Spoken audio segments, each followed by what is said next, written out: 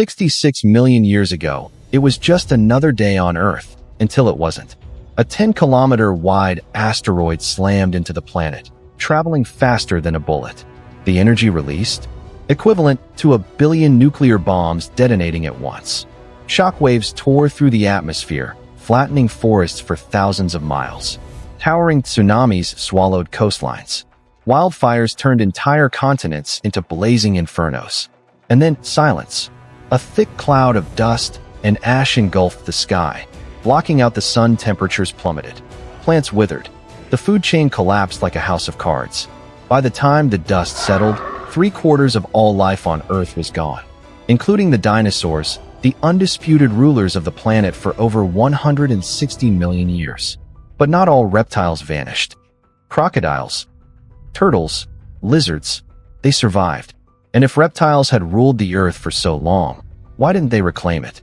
Why didn't a new age of giant reptiles rise from the ashes? Instead, something else happened. The mammals, tiny, insignificant creatures that had spent millions of years hiding in the shadows, suddenly took over. Why? Were they smarter? Faster? More adaptable? Or was there another reason? Something lurking in the darkness. A silent invasion. A hidden enemy thriving in the post-apocalyptic wasteland.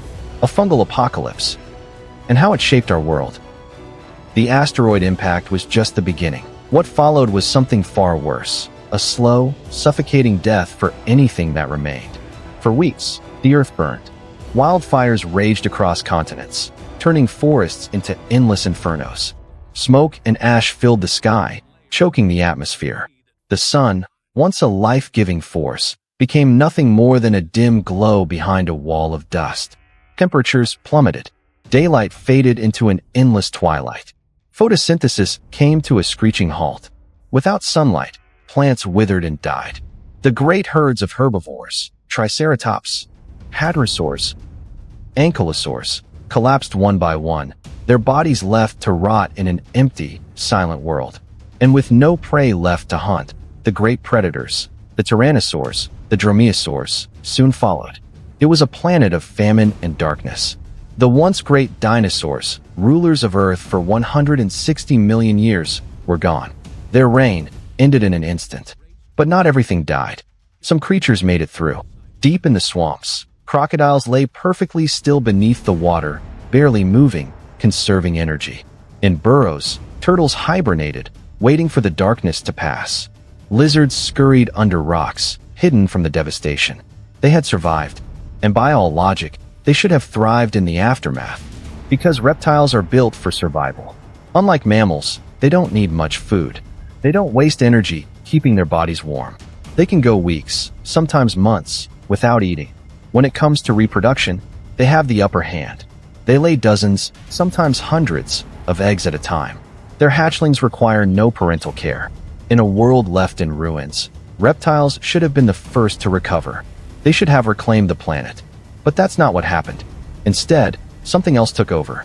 Small, weak, insignificant creatures that had spent millions of years hiding in the shadows suddenly rose to power.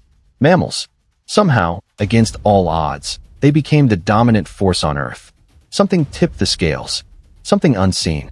Something that left no bones, no footprints, no fossils.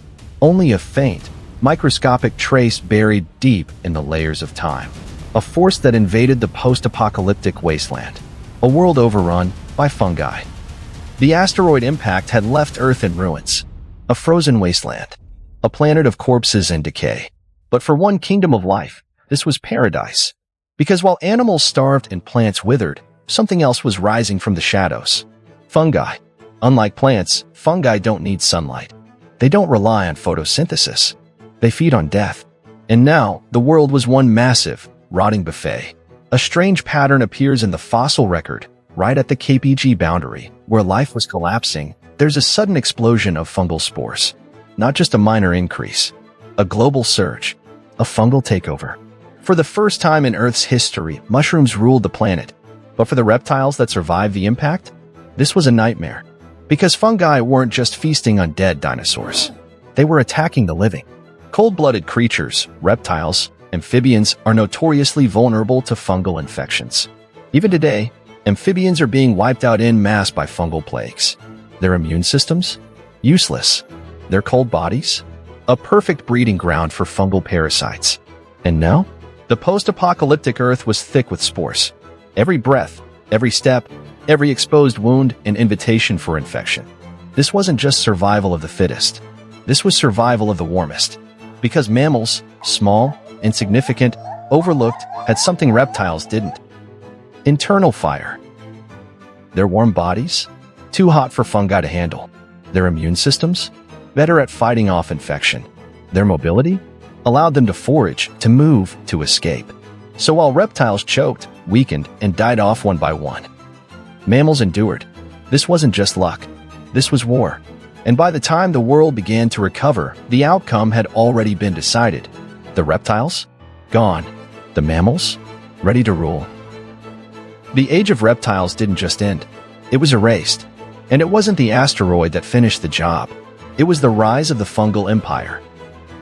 Earth was still a graveyard, a barren, lifeless wasteland shrouded in silence. But then, the inevitable happened. The skies began to clear. Sunlight pierced through the last remnants of ash. Plants, those that had survived, slowly crept back to life. Life was returning, but the world it was returning to was not the same. The ancient reptilian empire, the dinosaurs, the giants that had ruled for over 160 million years, was gone. No more towering predators, no more thundering herds. All that remained were shadows, small lizards clinging to survival. Turtles burrowed in the mud. Crocodiles lurking beneath the water. The asteroid didn't finish the job. The fungi did. And while the reptiles were falling, something else was rising. Mammals. For millions of years, they had been nothing more than background players. Tiny, insignificant, living in fear. But now, they exploded. The fossil record tells us that in just a few 100,000 years, an evolutionary blink of an eye, mammals went from fragile nocturnal scavengers to a dominant force in nearly every ecosystem. They grew larger. They became faster. They adapted. With no dinosaurs left to keep them in check, mammals spread like wildfire. They took to the trees. They conquered the rivers. They stormed the open plains. And with each passing generation, they cemented their rule. A new era had begun, the Age of Mammals. But here's the truth. This wasn't destiny. This wasn't inevitable. We like to think that the survivors are always the strongest, the smartest, the fastest. But what if this time, that wasn't the case? What if the only reason mammals took over was because they could resist a plague that their reptilian rivals could not? What if the true reason for their rise wasn't intelligence or adaptability, but pure, blind biological luck? And if that's true, then the fate of our world wasn't decided by strength. It was decided by a microscopic war no one ever saw. Because if fungi really were the silent executioners of the post-apocalyptic world, then we don't just owe our existence to a mass extinction. We owe it to a fungal invasion that rewrote the rules of evolution. And that leads to a terrifying question. Could it happen again? Because today, fungal pathogens are changing. They're evolving, adapting, spreading. Diseases that once only infected plants and cold-blooded creatures, now they're infecting mammals, including us. Is history repeating itself? And if this time, the fungi aren't on our side, are we the next species to be erased? The Age of Mammals had begun. The fungal apocalypse had wiped out the competition, and for the first time, mammals stood unchallenged. Millions of years later, one species rose above the rest. Us, humans, descendants of those first survivors, shaped by a mass extinction we never witnessed. But if history has taught us anything, it's that dominance is never permanent. Because the same invisible enemy that once changed the course of evolution is still here. Fungi haven't disappeared. They're evolving, adapting, spreading. In recent years, fungal infections have started to break new ground. Diseases once confined to cold-blooded creatures are now showing up in mammals. Some are even infecting humans. Illnesses that never posed a threat before are now becoming resistant to medicine. And as temperatures rise due to climate change, some scientists believe fungi are adapting to survive in warmer conditions. Warmer, like mammal bodies. What if the same silent killer that once wiped out the reptilian rulers of the past is slowly gearing up for another purge? And this time, we're the ones at risk. Because if there's one thing the fossil record proves, it's this. Nature doesn't play favorites. It only plays for survival. And the question is, when the next great filter comes, will we make it through? Or will the next dominant species look back at our time the same way we look at the dinosaurs? What do you think?